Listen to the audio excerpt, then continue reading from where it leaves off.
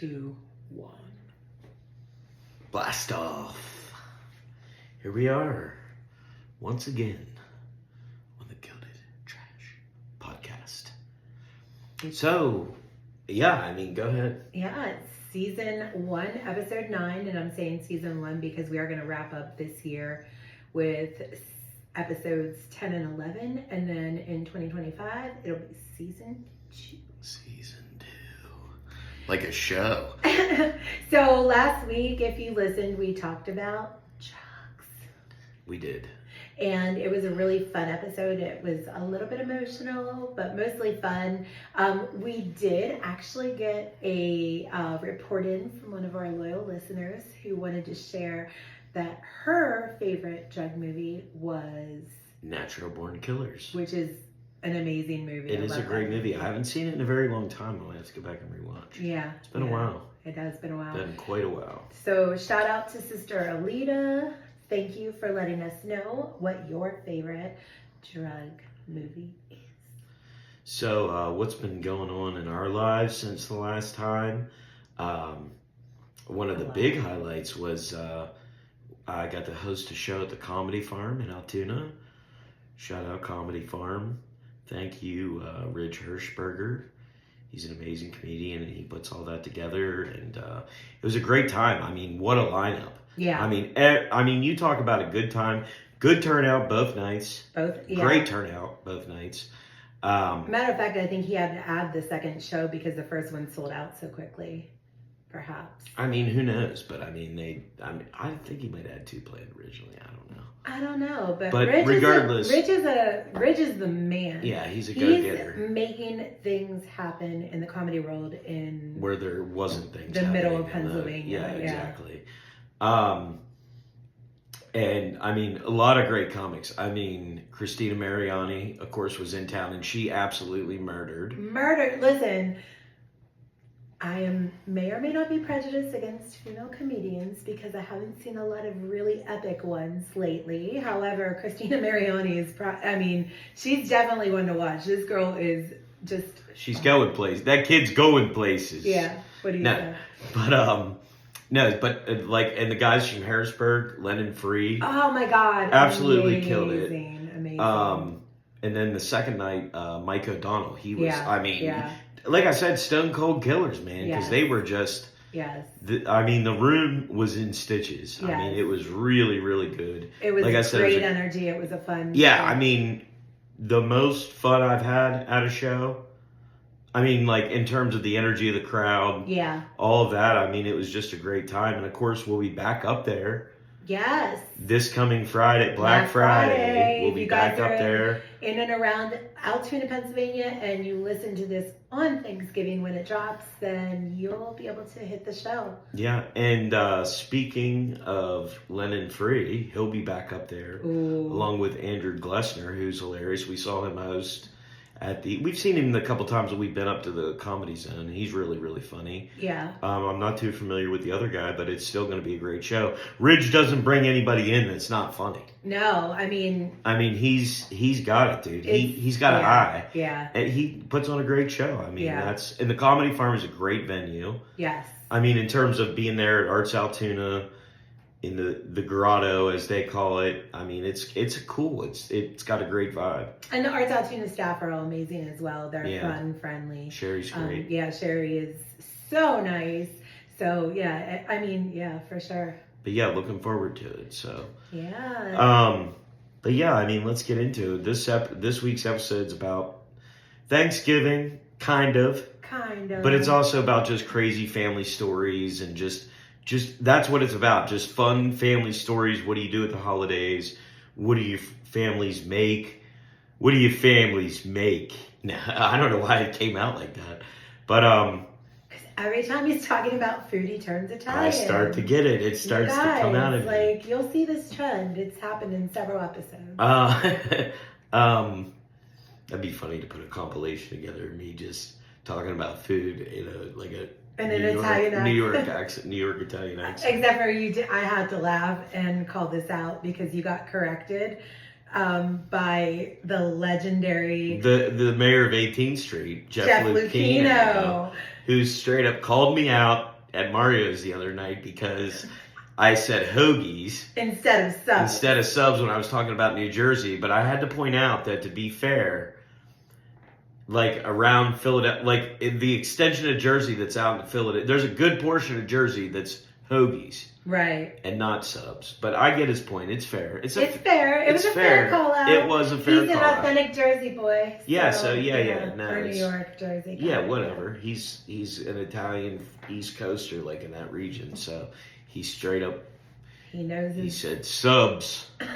Subs. Yeah, but it's more fun to say hoagies in Italian. It is. Yeah, it is more fun to say hoagies. Hoagies is more fun to say however your accent is. Hoagies. Yeah, because it's hoagies. If you're from my neck of the woods, it's hoagies. But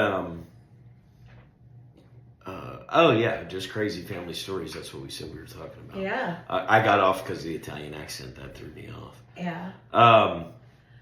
No, but I mean, let's just start off. First, the fun part about Thanksgiving is getting to hit all the different Thanksgivings. I love when there's multiple Thanksgivings to go to. Yeah. I want to go to Mom's. I want to go to Dad's. I want to go to Uncle Bob's. I want to go to Grandma's. I want to go to... Yeah. But that's what I missed when I was a kid, because you would go to, like, both sets of grandparents. Like...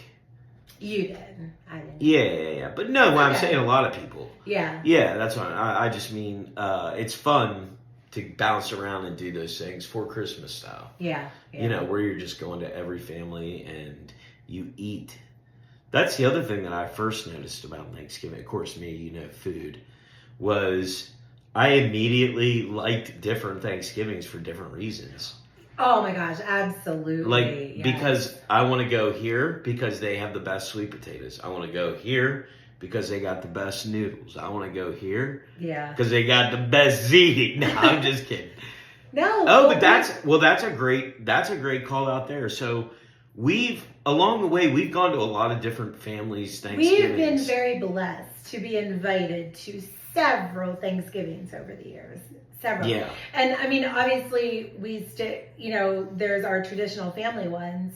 But so my daughter's uncle and my daughter's grandmother lived in Cockeysville, Baltimore area. Yeah. And I think 2 years we went down for Thanksgiving, and Brian is an amazing cook. Well, it was just a lot of fun because it was like I said, I never had.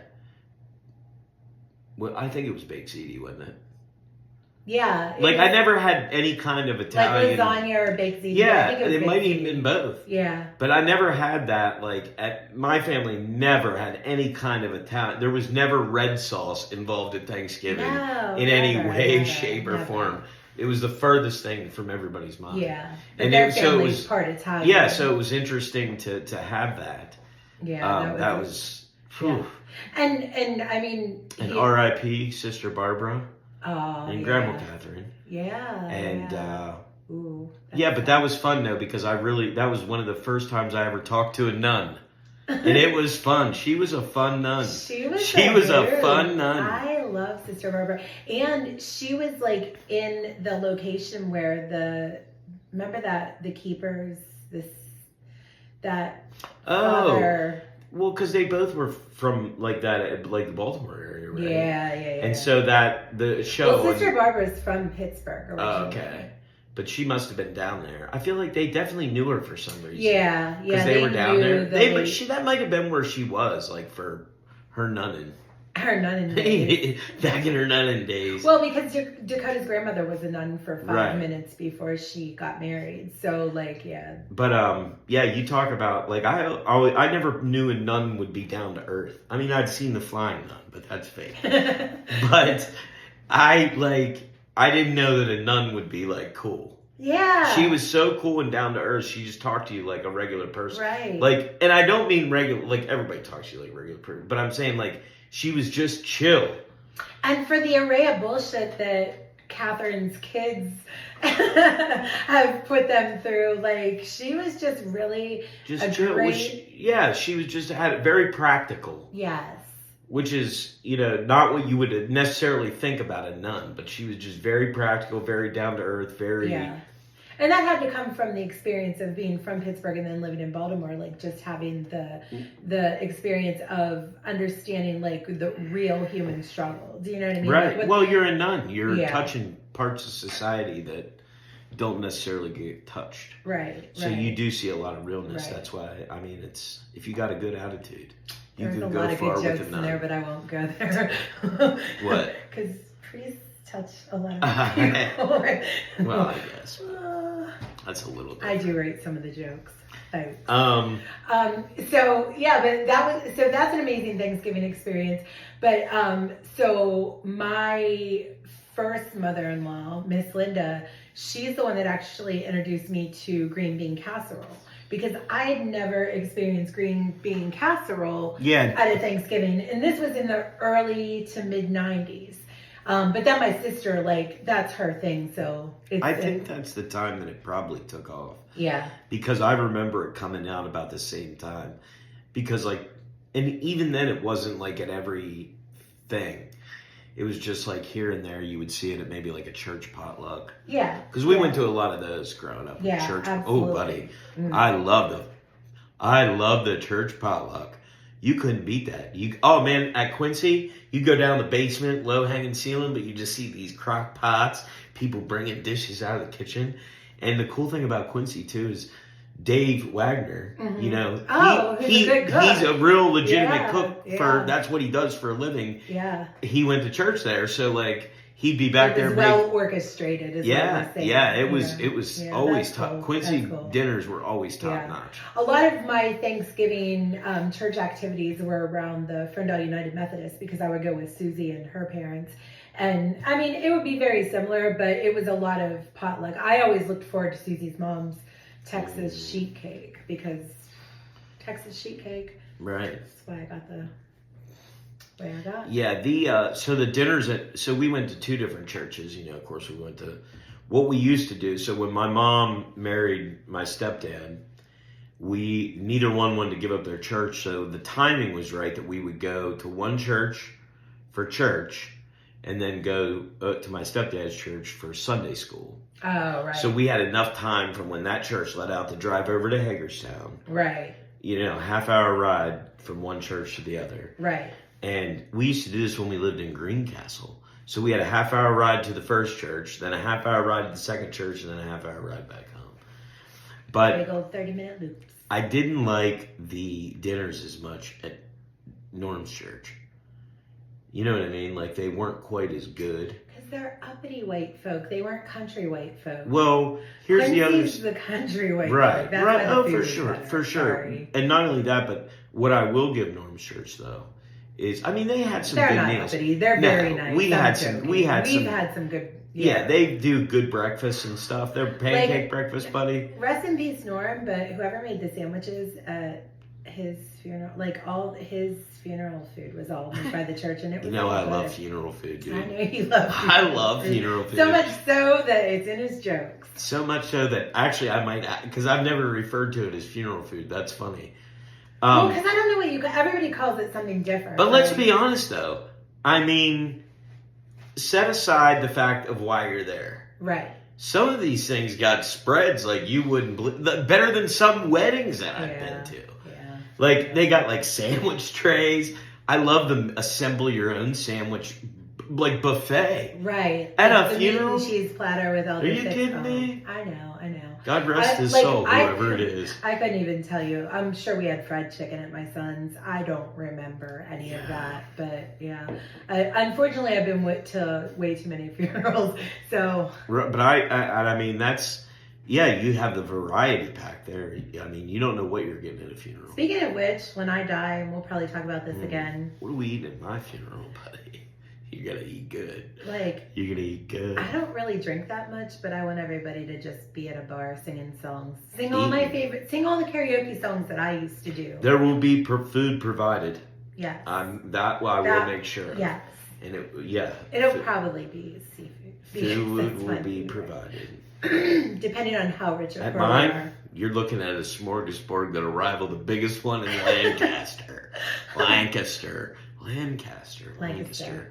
If you're from Pennsylvania, Lancaster. Lancaster. Lancaster. I love the different ways Lancaster. people say different. Lancaster is like Down. Burt How do Lancaster, I don't that need? old-ass Here's the guy. thing: is I've said it so many different ways, like just being funny and like because I always, I always do that. Anytime there's multiple sayings, I tend to say all of them instead of just one. So fun. But, Words are fun. But it's one of those like I don't even remember how I originally said it. You know what I mean? Like I don't know how I say it per se. Right. Because I hear. I'm just very conscious of it because I got corrected by like not the Amish, but I met a Mennonite girl when I first moved to Waynesboro, and she corrected me on how she said it, and I was like, oh, is that how you say it? Kind of like what's the other one that I like to say that's out that way? Schuylkill. Yeah, I mean, yeah, I think that's how you say it. That is how you say it. Oh, right. Yeah. Yeah. But Lancaster is how you're supposed to say it, like really. Lancaster. There's no like drawl in it because we're not from the Lancaster. South. Right. We're not supposed to be from the South, but a lot of us sound like we're from But the if South. you live in Lancaster, then you might feel like you do. I wonder how the Amish say it. Do they say like Lancaster? Lancaster. Lancaster. That sounded British. The Amish don't sound British. Or maybe they do. Maybe they do. No, they don't. No, I know what they sound like. I listened to them at the store. Right. They sound like they're speaking German in a high pitched voice. Some of them are. Well, I know what you're saying, bitches, because I know German. And not only that, I see you walking around with your cell phones. Oh, they're allowed to do it to conduct business. If they're a part of a liberal Ordnung. No, because I watched the whole thing about the people. So at the Reading Terminal Market in Philly, there's a couple of authentic Amish stands. But they use, because they're like, we can't conduct business in this world without doing this. Right. You know what I mean? So it's like but they have rules, like they agreed, like their Ordnung or whatever agreed, you know what I mean, that they could use it for business or whatever. So these rules are fluid because they're all made up. I mean, it's just like anything else. They're all made up. So when push comes to shove, they'll change it if they need to. You know what I mean? Yeah. It's like when they let their women vote for the first time in a century. Right. Just kidding. I don't know if they did or didn't. I wasn't there. Anyways, so what was so you traveled. Did your mom cook when you were little for Thanksgiving? No, my mom never made Thanksgiving dinner. She helped at grandma's. Okay. But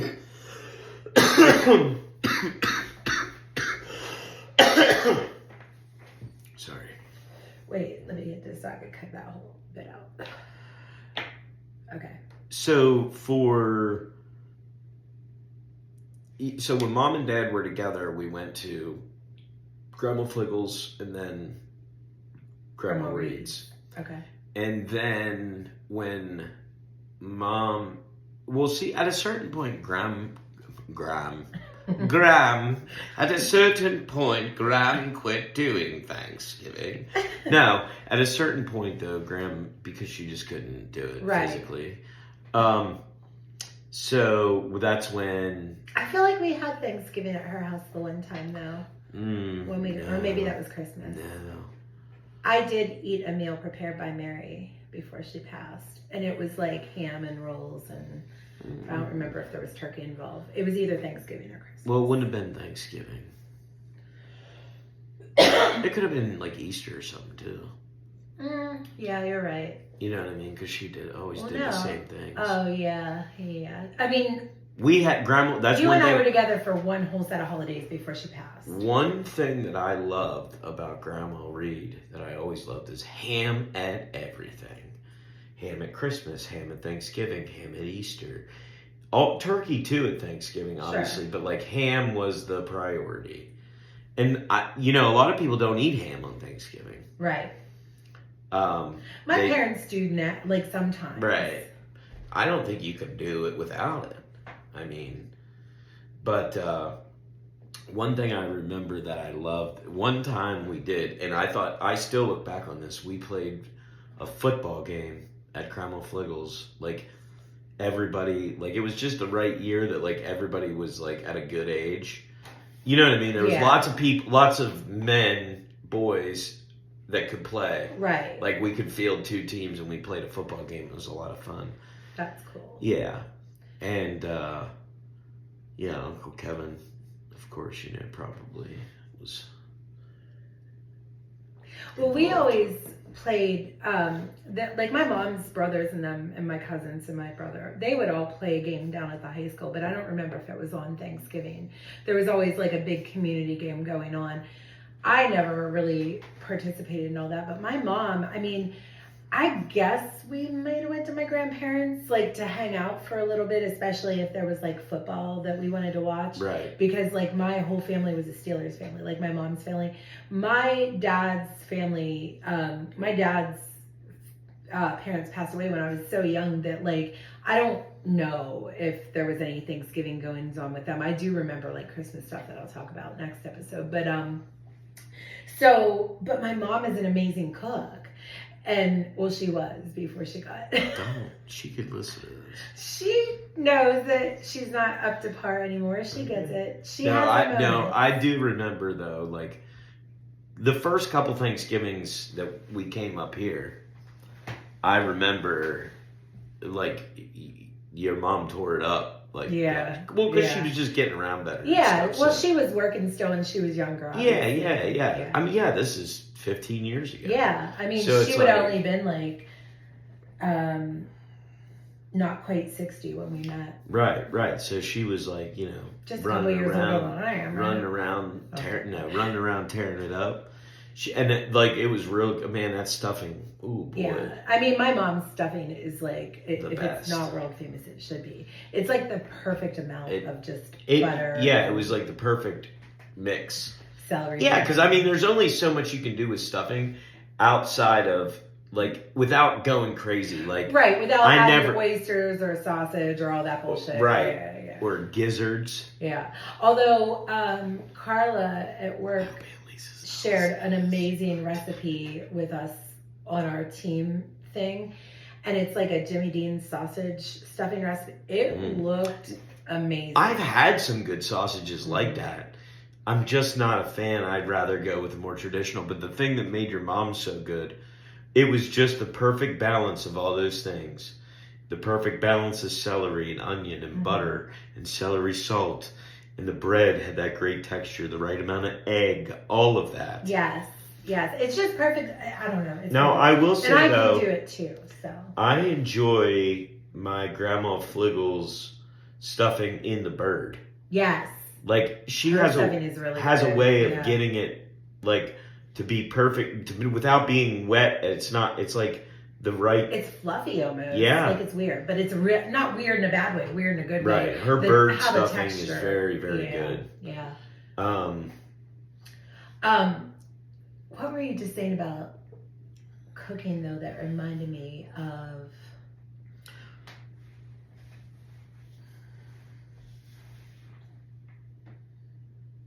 A brain freeze. Well, I'll go ahead with the part. I was going to say about, now we've hosted Thanksgiving, which is a lot of fun too. Yeah. I enjoy hosting. A lot of preparation. I feel very much like Clark Griswold when I'm doing it, because it just feels like everything, it's a juggling act. It is a juggling act, but I actually said this on social media last week, is that when you and I cook together, when we're in the kitchen together, it's like a well-oiled machine. It's like a dance. Well, it's hosting like an event is we're very good at it. We're very good at it. We just know our rules and we pretty much stick to them, and we tell each other what we need and when we're going to need certain space in the kitchen. Yeah. I mean, it just works out. We just really host. well. We're good at planning a party. Ask anybody who's eaten here. Yeah. Yeah, because when you eat here, you're not just you're taking some home. You're gonna eat 3 times. Yeah. You're gonna have food forced upon you an additional 6 times by her dad. Yeah. And then you're also gonna have to take a full tray home for each member of your family.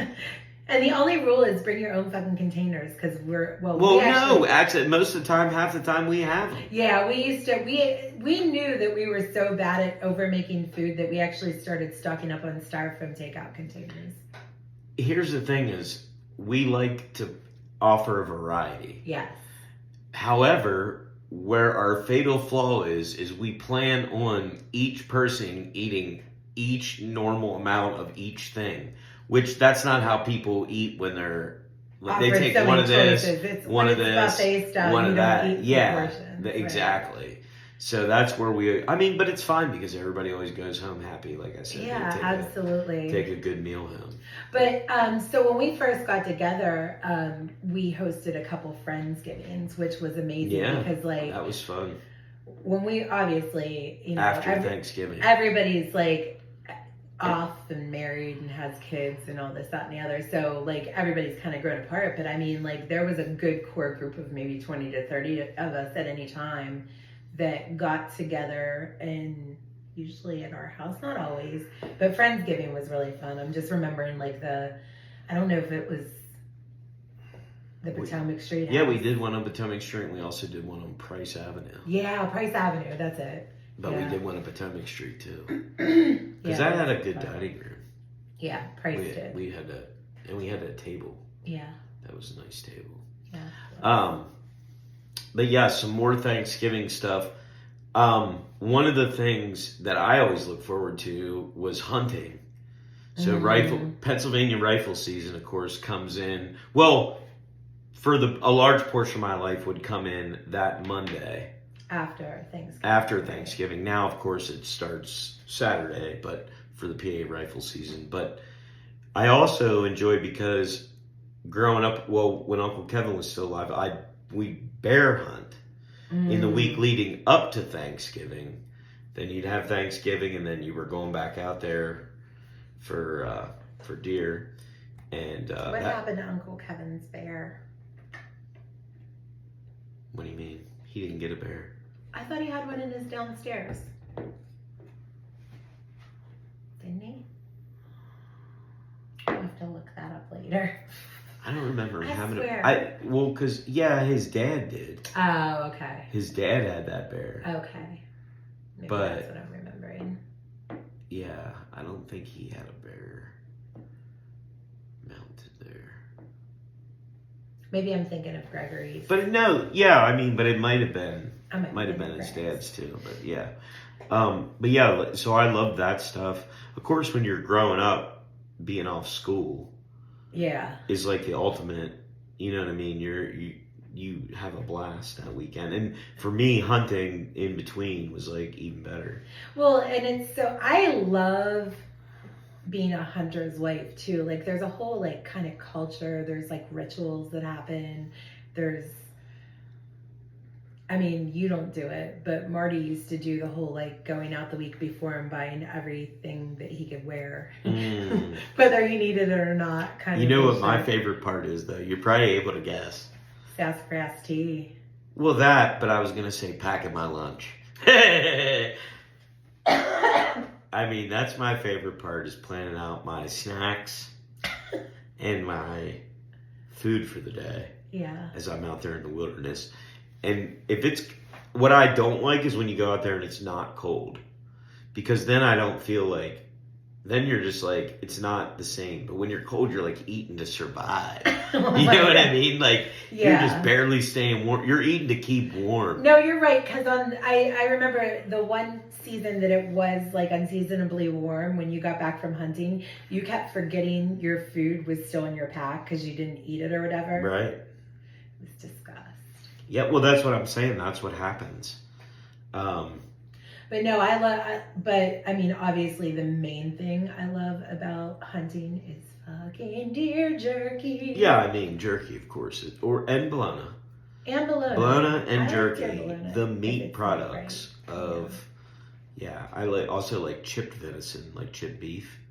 See, I don't really fool with. I like that. I'm not anti-deer meat. You just don't tell me, and I might never know, but I feel like it tastes gamey.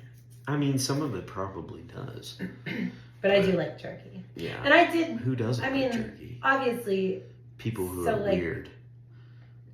The men in my life have always hunted, so Right. I've eaten, like, I've fried up some good, like, freaking loins or whatever. Some good, some good tenderloins, some back straps. Yeah. Yeah, buddy. A little butter, garlic herb butter. A little butter. Shout out garlic herb butter. Garlic herb butter. But I remember what I wanted to say though. Speaking of hunting, because it just reminds me of that side of my family, is the other tradition that I'd never known about until I moved over to Franklin County was hog maul. Like, I'd never heard of that. I like hog maul. It's so good. Very good, very good. And so my son's family, who we are blessed to spend this Thanksgiving with, they make it. And I think last year, didn't they smoke some? I think so, but I just remember how good it was. It was real good. It was probably some of the best hog maul I've had. Do you want to explain to listeners what hog maul is in case they don't know? I mean, it's like... It's a pig's stomach. It's a meal that's cooked in a pig's stomach. Yeah. It's what, potatoes? It's potatoes, sausage, and all onions. that stuff. Yeah. And some people put cabbage in it, some people stuffed don't. inside a pig's stomach, and then you cook it, and it's delicious. It's so delicious. Like, and the outside gets crispy. But, anyways. No, I was going to say, so we forgot a whole chunk of what happens at Thanksgiving, which is... We get really high. No, it's often said, well, that too. We'll talk about that in a minute. Who doesn't love the good pre-dinner smoke? I mean, that's if there's ever a day for a pothead, it's Thanksgiving. Yeah. Because you're just like, people are just, it's so much food. Yeah. You're just like going to have a blast. But like, I don't get the munchies anymore. Right. It doesn't. I mean, it's still fun to get out before you eat. But is that Thanksgiving has often been called the gateway to Christmas. Stop it. But it is though. 3. That was fun. I really enjoyed that. You're goofy. We were talking about that Thanksgiving is the gateway to Christmas. Where are you going with this? No, I'm just saying one of the best parts about Thanksgiving is then, like, a lot of people, I don't remember who, but like, we'll put up their tree. Yeah. We would always do stuff like that, like when we got home in the evening. Yeah. Of course, you start to watch movies. You start to watch Christmas, because this is really the Christmas movie season. You don't watch movies like after Christmas, right? Christmas. There's not like a lot of Thanksgiving movies per se. Planes, Trains, and Automobiles, which I do love. It's a great Thanksgiving movie. I like watching Thanksgiving episodes of TV shows. Oh yeah, that's real fun. That, like, I enjoy that. We always do that. We always watch seasonal episodes of the shows that we like. Of the shows that we like, yeah. The New Girl with Zooey Deschanel. We'll watch their Thanksgiving episodes. King of Queens Thanksgiving episodes. Psych. Although Psych. They don't have any Thanksgiving episodes, but they do with Christmas. Okay. But we do it with both, all the seasons. Is she sick? No, she's licking the... I know. What else? Oh, like if there's any like good Thanksgiving like South Park episodes. Or Saturday Night Live. Yeah. You know what I mean?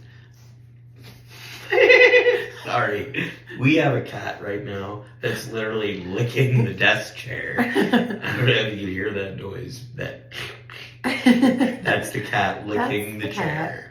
We're just going to ignore her. That's Meowdith Gray. Grey's Anatomy's got some good Thanksgiving. No, I don't know if they do or not. House. They do. House has some good ones. I love watching House episodes that are seasonal. And then for me, it's like Gossip Girl has some good Thanksgiving episodes. Simpsons, for me. Yeah. Family Guy, of course, has some good ones. Yeah. Oh my gosh. Hell yes. So, I mean, that probably gives you a really good insight into who we are based off of what we watch. No, but I love that stuff. Of course, how can we talk about Thanksgiving without talking about the parade? Oh my God. So listen, I never watched the Thanksgiving. I mean, did I know what it was and had seen it before? Sure. But it wasn't part of our Thanksgiving tradition. Right. But you introduced me. That was like your whole thing. You're like, I gotta watch it. So as fucking as dysfucking functional as my family was growing up, like there was traditions that kept us all together, right? And that was one of them. Like we would get up early enough to watch the parade. I think it starts at 7 or 8, but I'd be up at 7, like watching the pre-show.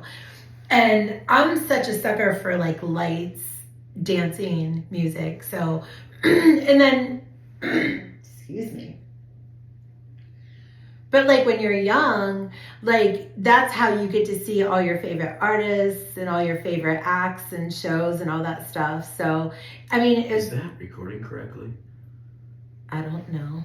It just looked weird. I guess because it was just the same. Well, because you weren't talking. Right, it was just picking up. Right. That. Yeah, I got you.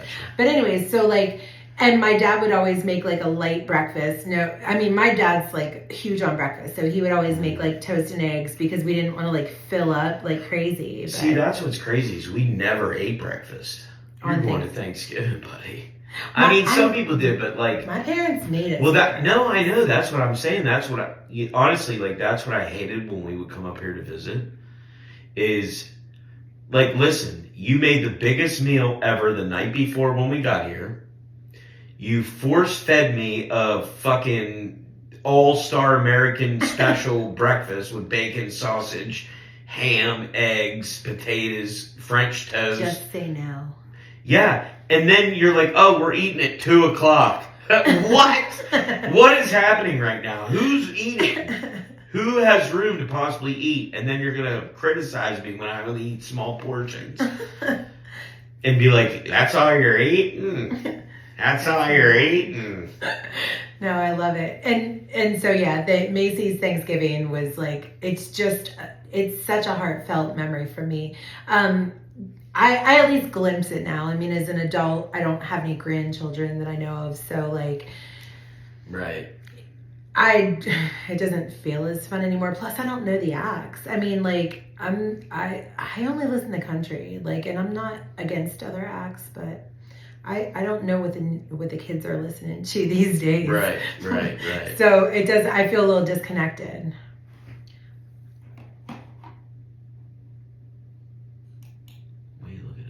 Because you're looking at it so much that I'm just going to pull it back for a second. What the kids are listening to these days. Right. So I feel a little disconnected.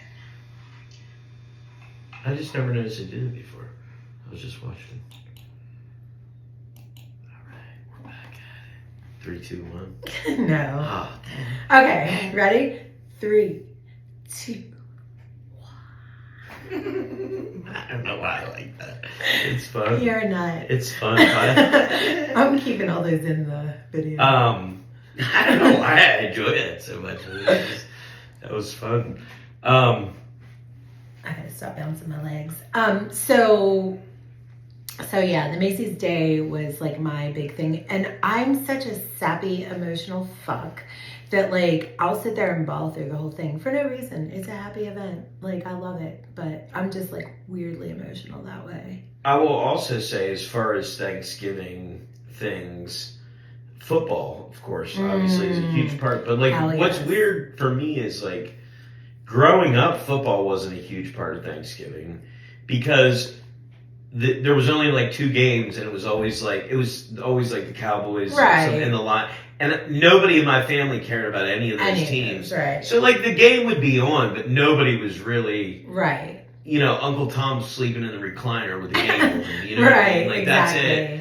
Because like, all the other boys were too young. But now that when they started adding that, like, night game, it's been exciting because it's been... The Ravens have been involved. And, you know what I mean? Like, so we have some rooting interest there in terms of, like... Didn't we have a Thanksgiving night game? I can't remember if we had a Thanksgiving night game or if it was Christmas, because we've had some Christmas ones. Oh, yeah. But I don't know if we had one on Thanksgiving. The year that I sold the Christmas or the Steelers tickets to my brother, what was that? Remember they were playing? Yeah, but I thought that was Christmas. Yeah, maybe. Yeah. But they.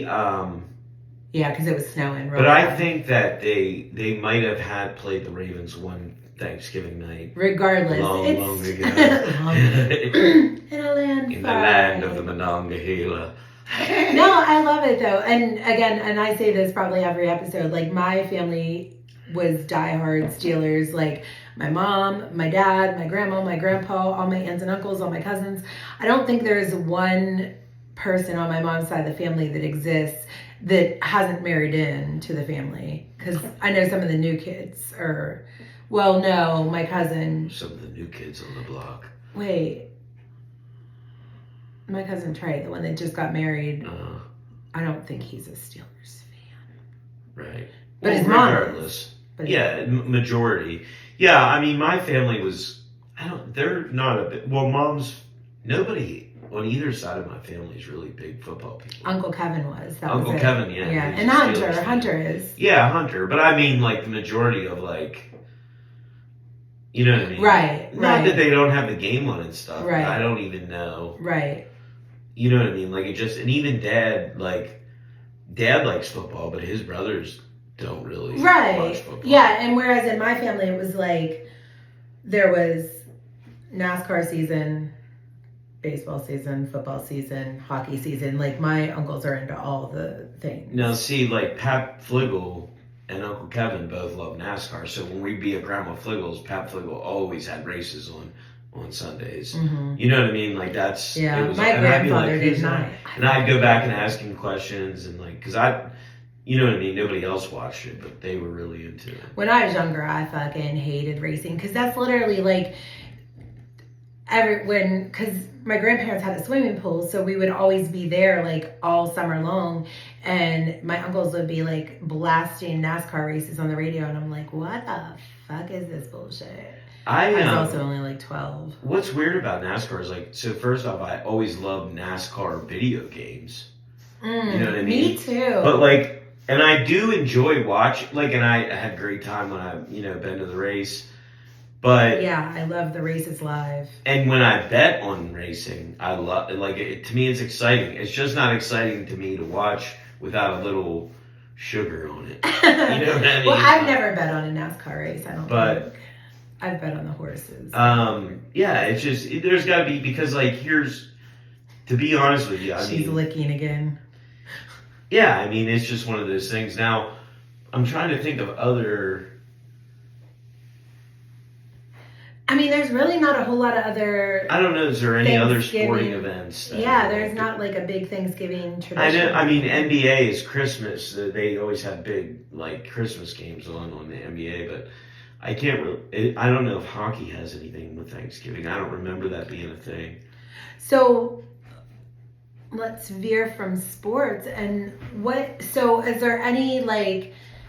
do you have any crazy Thanksgiving stories where, like, something crazy happened? What was the craziest thing to happen at Thanksgiving? I don't think so. No, I don't think so either. I mean, there's been some, I know that I've had some great times. Yeah, like, absolutely. But I don't remember anything real wild happening at any Thanksgiving, really.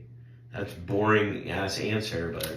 It is a boring answer, but I do have I actually do it. So I'm not going to say the whole story. I'm just going to say that we were driving back to Myrtle Beach from Johnstown, and that's when you lost an iPhone and I got rid of my wedding ring. Oh, yeah. That was probably the craziest Thanksgiving ever, just because we hated each other. Yeah, well, I was in the throes of addiction, and, like, but that wasn't crazy though. It wasn't it wasn't just crazy. It was just me fucking lashing out.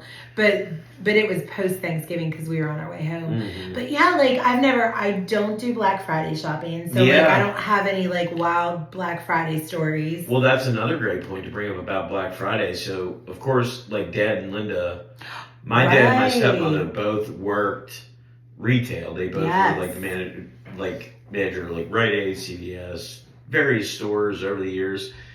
And didn't your dad manage a KB Toys once? Yeah, he managed KB Toys, but he also was at Juvenile Sales, which was a toy store in Hagerstown.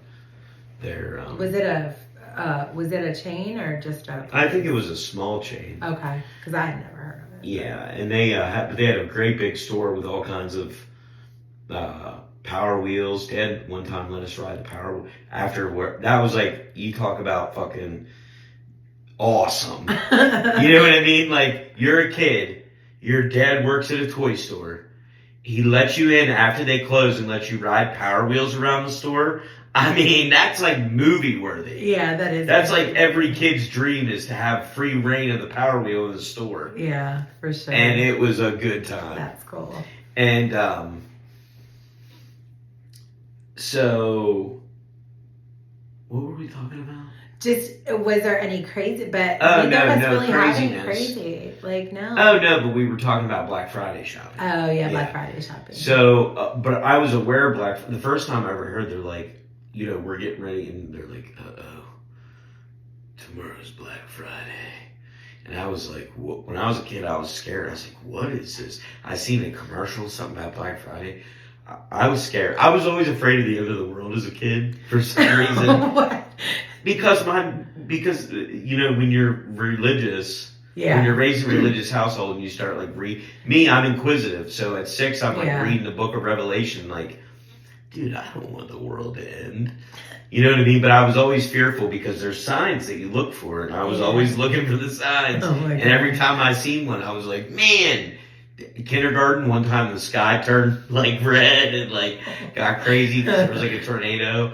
I started flipping out. One time I was on my way to my first sleepover in the first grade, and there was those lights that they put on at sale for big sales. You know, the sky. I don't know what they're called. Marquee lights. And I think. No, the ones that like shine up and turn. Yeah, I know what you're talking about. I know it's called the marquees. But I saw those on the way to the house, and then cried and made my mom come get me after that. Because I was too scared to stay there because I didn't want to be somewhere when the world was ending. Oh my God. You know what I mean? I wanted to be home. I didn't want to be caught at a friend's house. So, and then one time I ran away from home with Ben Savage, and he told me as we were walking to May's Video Gallery that because we were playing Ninja Gaiden, or Ninja Gaiden, Ninja Gaiden, I don't know how you say it, but it was a Nintendo game that was very popular, and like when you died, like your final time, like you got 3 deaths, 3 lives or whatever, well, the Grim Reaper would like show up, and he told me that the Grim Reaper was somebody that would come and get you after you died, even if you were going to heaven. The Grim Reaper could come get you and take you to hell. Well, we returned home then because I didn't want to run away anymore. Oh my God. But I was always scared of the end of the world. And where did I start that story? Black Friday. Black Friday. So I was scared until I found out what it was. And then I heard about Black Monday one time, and I'm like, ooh, buddy. But Black Monday was a stock market thing. And there's a black every day of the week, I think, if you look throughout history. But at the time when I was like 6, dude, I was scared. I was like, I don't know what this Black Friday is, but I don't want any parts of it. Keep it away from me. Because they were like, you know, they'd show, like, I'd see a commercial where people were running over, but I'm like, it's chaos. The world's ending. Black Friday. I mean, it was chaos. There were several. I guess Black Friday really started, like, in the 80s. Yeah. Like, the craziness. You know what I mean? Where like it started with like Cabbage Patch Kids and stuff. Like the first toys where people were like pushing each other out of the way to get Right. Yeah. Like I just never, ever participated in that madness. I'm not saying that I was always on top of Christmas, but like obviously when my kids were younger, I was poor for a minute. But once I started making money, like it just, I don't deal with people well, and we've talked about this. I don't like crowds. I get panic attacks in stores. One time I worked at Walmart on Black Friday. Ugh, but my shift didn't start till like, I want to say 9 or something like that. And by that time, it's normal day. Right. The craziness of Black Friday is like those doorbuster deals. Right.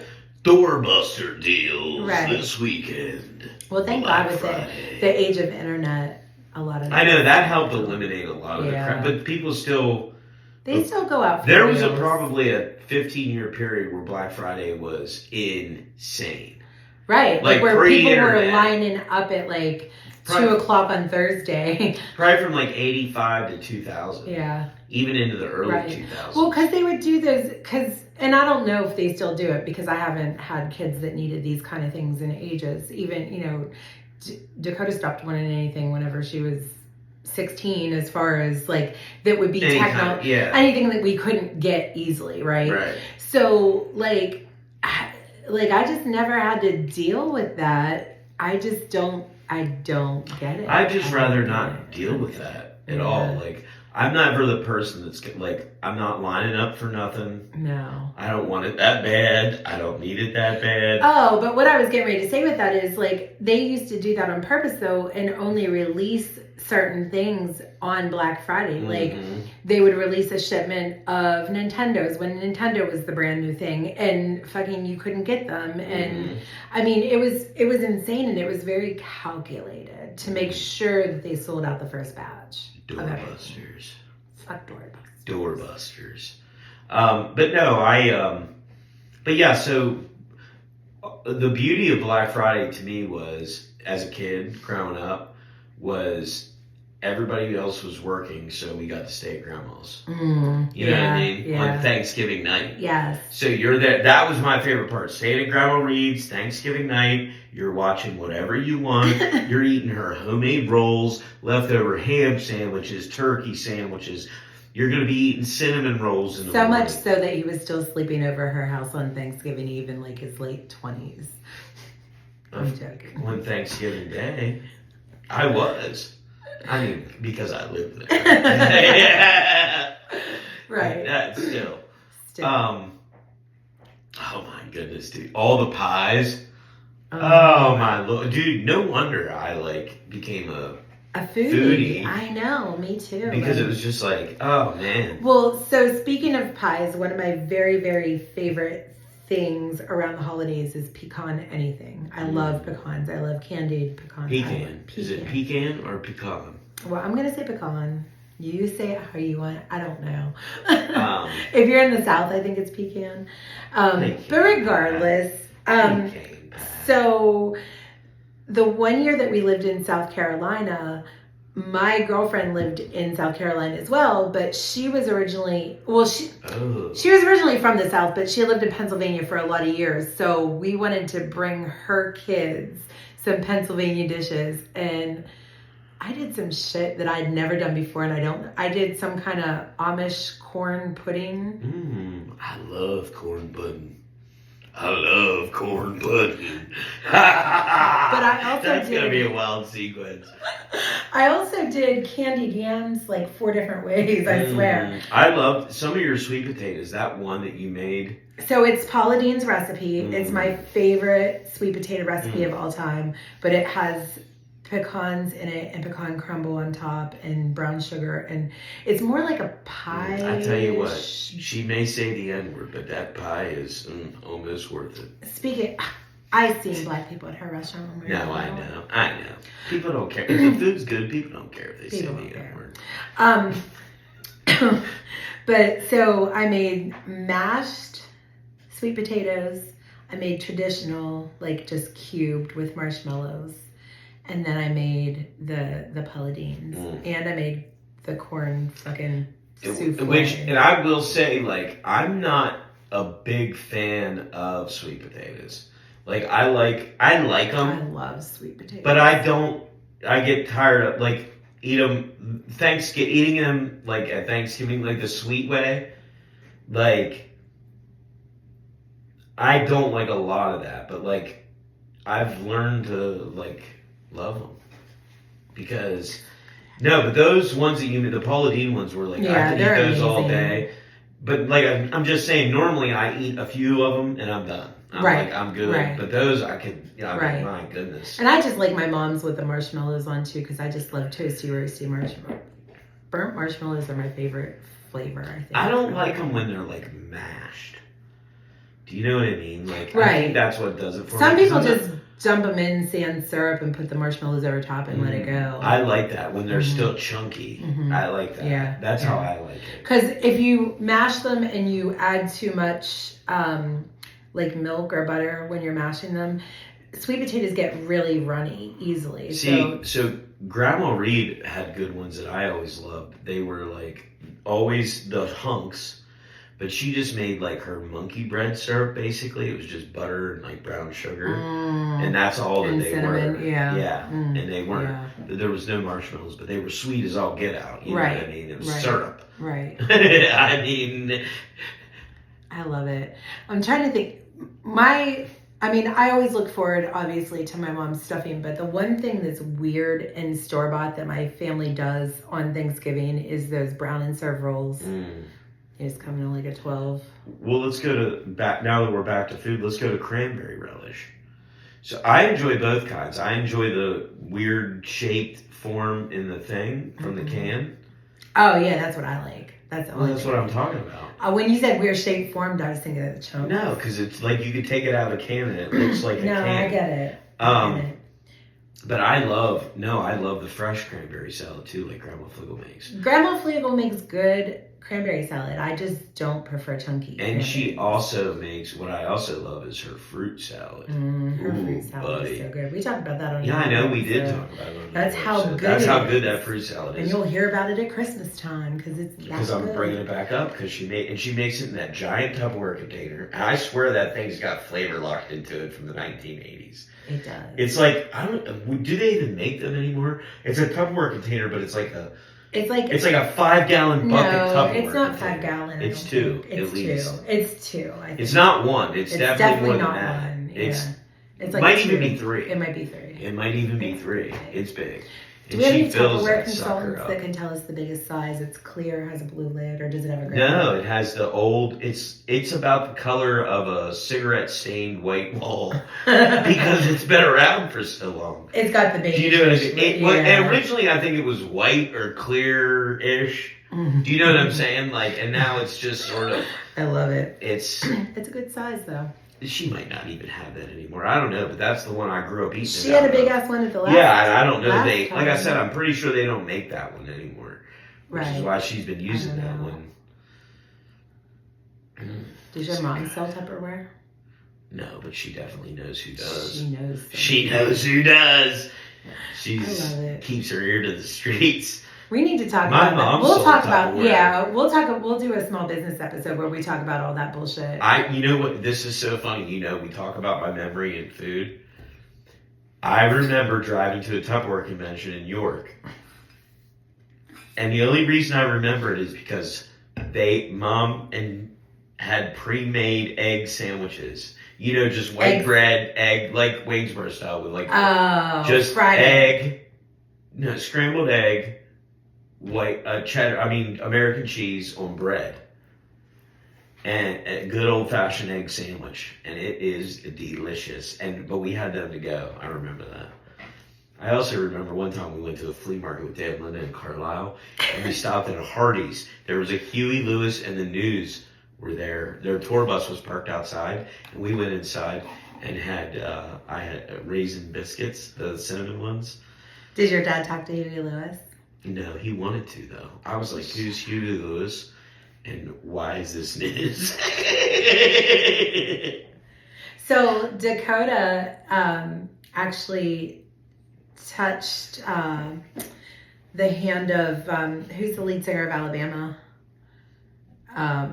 Johnny Bama. No, I should know this, but anyways. Al. So Alabama was in town. They were playing at the War Memorial, and I had been pushing Dakota around in her stroller downtown. And my Deanna, whose wedding we were at, she was working inside, and she's like, was she working, or was she just happened to be in there? And she's like, I just said hi to Alabama in the restaurant, because they were in the hotel restaurant. And so I just walked in and asked if I could have an autograph, and they said yeah, and he shook Dakota's hand. She was in the stroller. It's pretty cool. Speaking of the War Memorial, Jim Brickman is going to be at the War Memorial. I want Jim Brickman's hand. You did? Yeah, Jim Brickman. I told you he was friends with Norm. And you shook his hand? I didn't know that. You said he was friends with Norm. I didn't know you met him. I didn't know. Oh, yeah. He used to do promotional events at the radio station all the time. Because he's not, like, popular.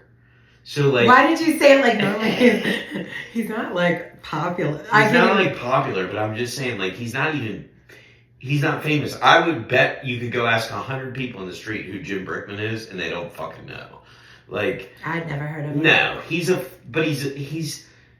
more famous... But people who like that kind of music, piano music, know who he is. Clearly, all 40 of them. Yeah, he's getting booked here in Johnstown. I'd be interested to see. Yeah, no, but he does what I think he had a Christmas album that was very popular.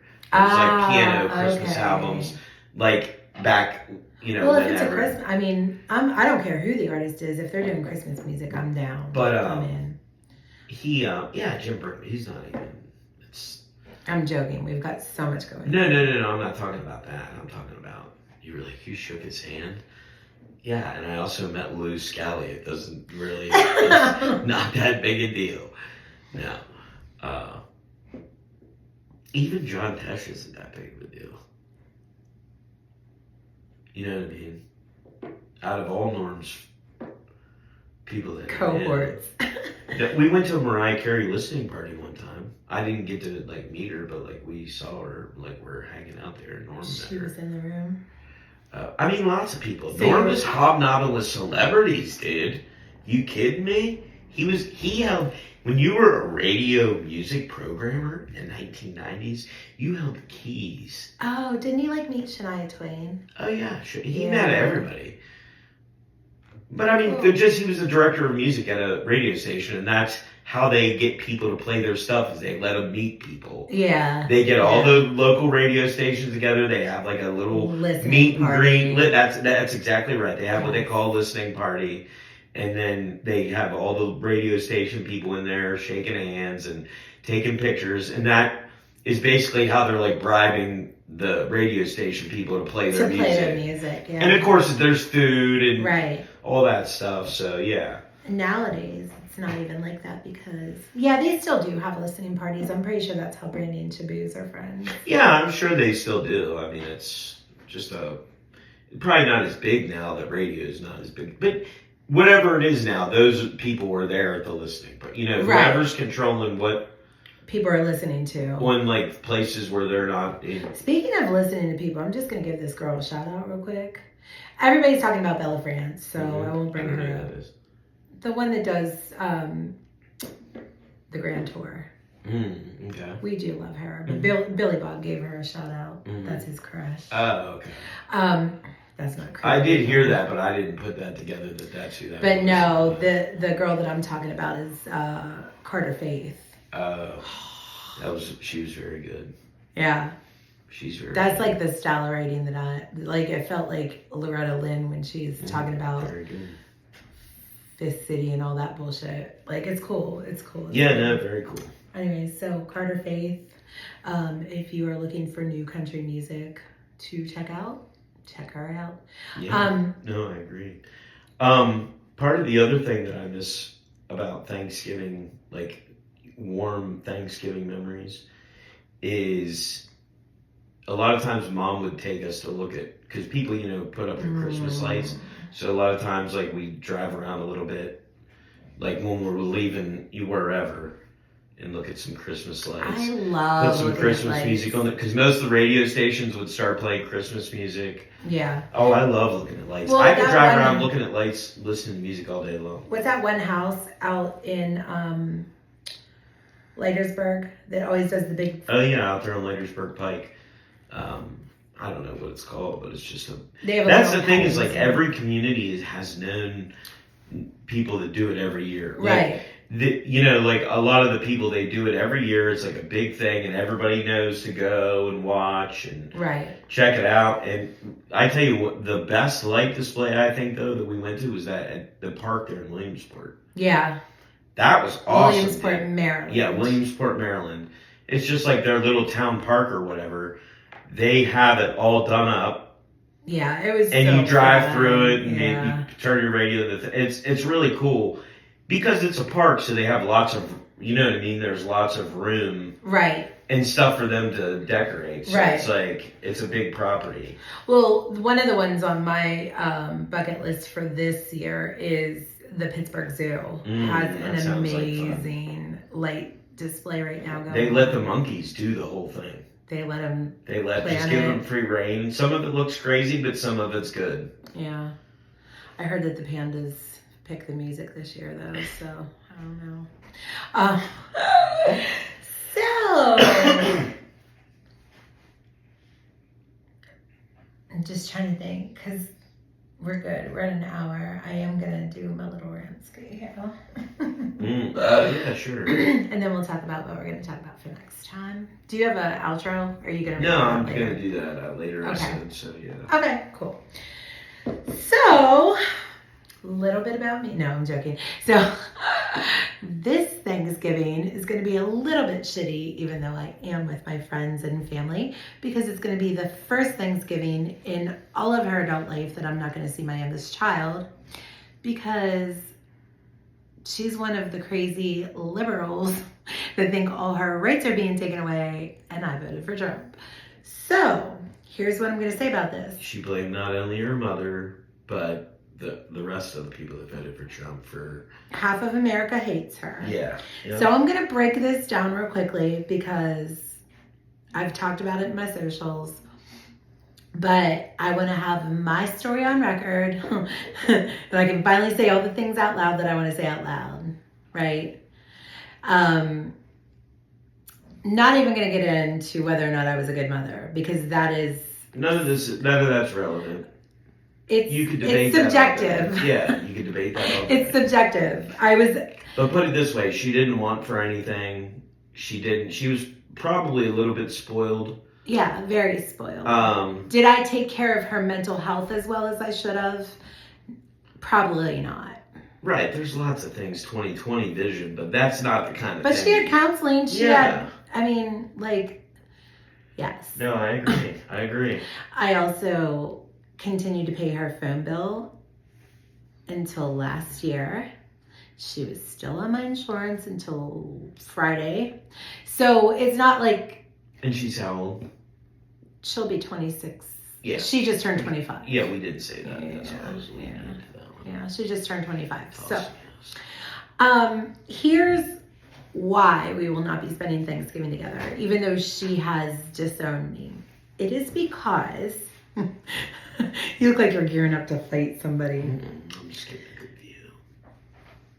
It is because her sociopathic partner, and I'll call it a partner for right now, said in the car one time, and once I heard that, I never could unhear it, that they thought they were a master manipulator, that they like to play chess with people's emotions in their lives.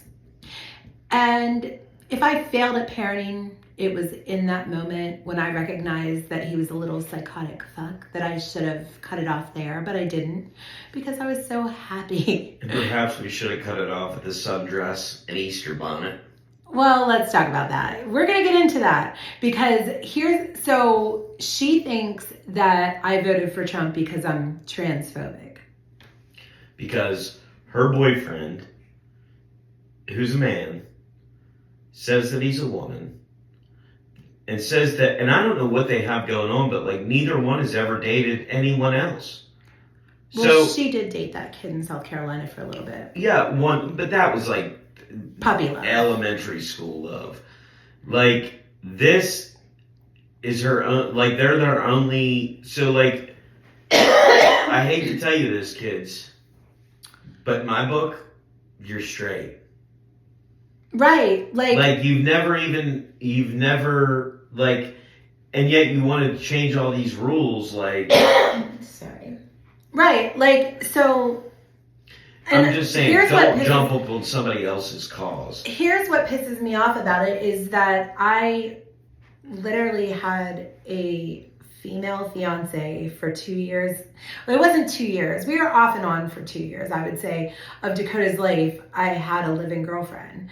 So I raised her to be liberal, right? But maybe where I I don't know where I fucked up in all that. It's this generation. I don't even think it's just her generation. Everybody was gay, or you had to be something. You couldn't just be straight. She came to me as a junior in high school and said that she was a lesbian, and I said, have you ever kissed a girl? And she said no, and I said, then you're not a lesbian yet.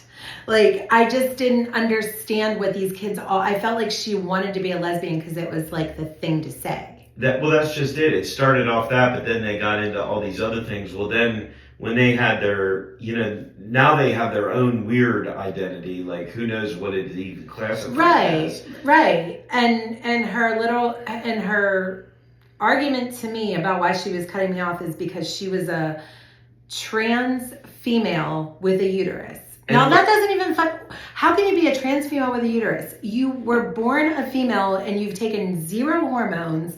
You've gotten no surgeries. Now, here's the other thing. Let's be very clear. I don't give a shit what you do.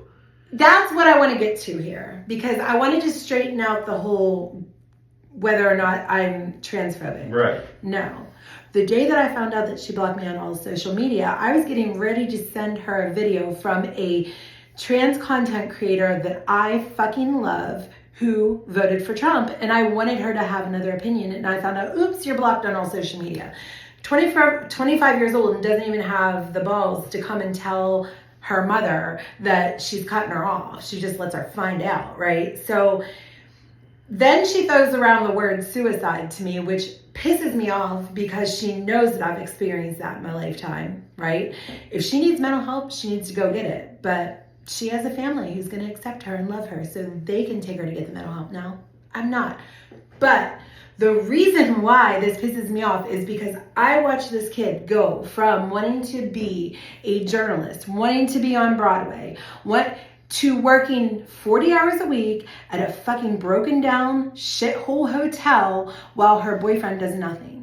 Nothing. Because he can't do anything, and he won't Because do he's anything. a spoiled little fucking twink that fucking needed his ass whipped by his dad, which is why he doesn't have a relationship with his dad, because his dad probably wanted to whip his ass for the way that he was being, and his mom wouldn't let him. His mom, who is a fucking welfare queen, and who has a live-in pill-popping boyfriend, is all of a sudden mother of the year. Well, if you're mother of the year, Amy, why are they living with your mother next door and not you? Because Daniel doesn't like you.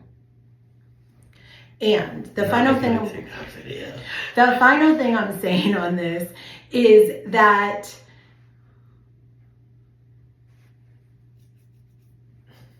the reason why I'm so livid about this is because this boy clearly has mental health issues that have been swept under the rug for far too long. He needs help.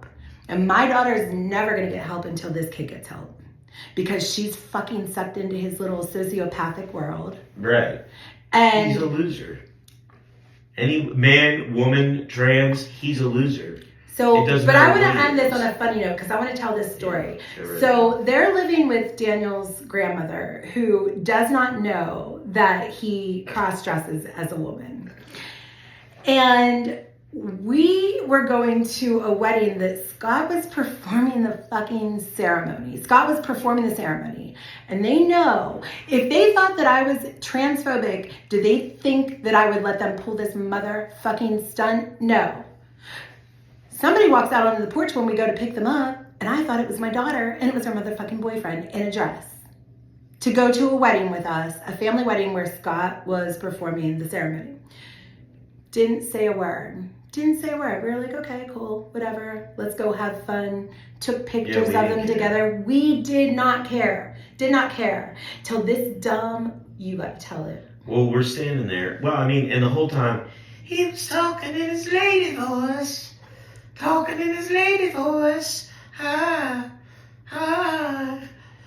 And he was answering questions in his lady voice. Yes, sir. Very nice to meet you. And then somebody asked a question, and I don't remember what it was. Yeah, we were talking about the... it was about a musician. It was about the Beatles. There was some kind of... I don't know why Donovan was talking about the Beatles, but Donovan, bless his heart. The stepfather of the bride, right, who is this hilarious Jamaican dude. Fucking incredible. And he's just a blast. Rolled with this. He's just so much fun to be around. He's hilarious. He's always a cut up. And the whole time, Daniel's talking like this. Yes, Mr. Donovan. And then they got talking about the Beatles, and he's like, you know, John Lennon and Paul McCartney once gave Ringo Starr a hand job in the bathroom. No, I mean, that's not what he said. But that's how he said it, though. That's how he said it. Because he forgot that he was in character.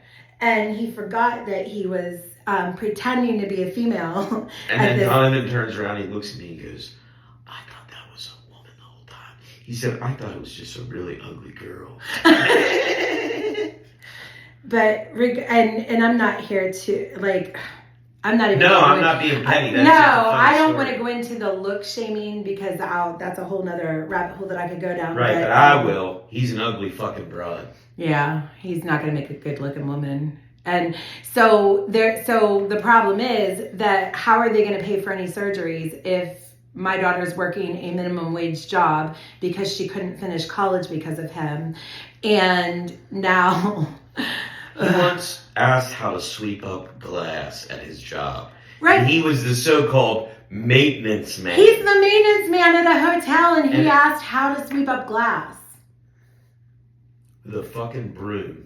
And I'm transphobic? No, honey girl, sister girl. Darcy, is that your name, Darcy? I'm not transphobic. I'm fucking sociopathic phobic. That's what I am. You fucking spoiled little twink. Oh, but anyway. All right. Let's talk about. We were trying to end on a good note. You went back in there. I went back in there because you know what? If she wants to respond, she can respond. No, I get it. It's But so that's why I'll be spending my holidays from here on out doing all the fun things that I want to do and not taking hours out of my PTO to ferry around two kids that can't get their shit together. Right, which was a big part of every holiday. Yeah, was because neither of them drive either. All right, people don't want to hear any more of our worries and troubles. But that brings us into the next two episodes. Christmas. Well, the weather outside is frightful. And all the craziness that ensues because you can't spell families without lies. Yes. That'll be fun. That is going to be so fun. I don't want to speak ill of your mother on Christmas, but she's nothing but a common street over.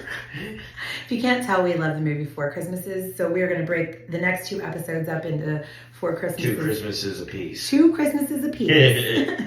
So all things Christmas for the next 2 episodes. We're going to keep it fun, lighthearted, and funny. I am no longer talking about that bullshit, but people need to know. So. All right.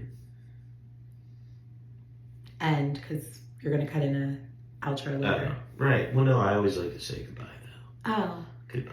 Peace. Welcome to Scott's Thoughts. Scott's Thoughts. My quote today comes from the great author David Sedaris in his book, Let's Explore Diabetes with Owls. That's right, I promise you that's real.